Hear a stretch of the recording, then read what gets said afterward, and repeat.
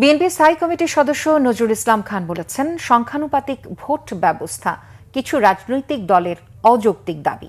তিনি বলেন, পিআর পদ্ধতিতে নির্বাচনে রাজি হলেও আগামী নির্বাচনে তা বাস্তবায়ন সম্ভব নয়, কারণ সংবিধান সংশোধন না হওয়া পর্যন্ত এই ব্যবস্থা কার্যকর করা যাবে না। আর সংবিধান সংশোধন করার ক্ষমতা সংসদের হাতে। বুধবার দুপুরে নয়াপল্টনে দলের কেন্দ্রীয় কার্যালয়ে সাংবাদিকদের নজরুল ইসলাম খান এসব কথা বলেন। বিএনপির এই নেতা প্রশ্ন করেন, পিআর পদ্ধতিতে নির্বাচনের কথা বলে গোটা নির্বাচন ব্যবস্থা বদলে দেওয়ার চিন্তা কতটা যৌক্তিক। এরকম একটি বড় পরিবর্তন জনগণ তাদের কাছে পরিষ্কার নয় বলে মন্তব্য করেন তিনি। এর আগে বিএনপির প্রতিষ্ঠা বার্ষিকী উদযাপন কমিটির যৌথ সভা হয়। কোন সুনির্দিষ্ট ব্যক্তিকে কেউ ভোট দিচ্ছে না, কোন সুনির্দিষ্ট ব্যক্তি তার প্রতিনিধি হচ্ছে না,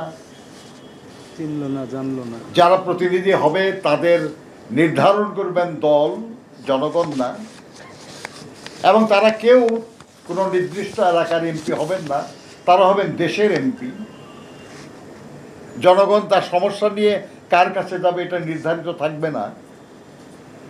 এরকম একটা বড় পরিবর্তন যারা দেশের মালিক জনগণ, সেই জনগণকে আপনি এখনো পরিষ্কার করতেছেন না।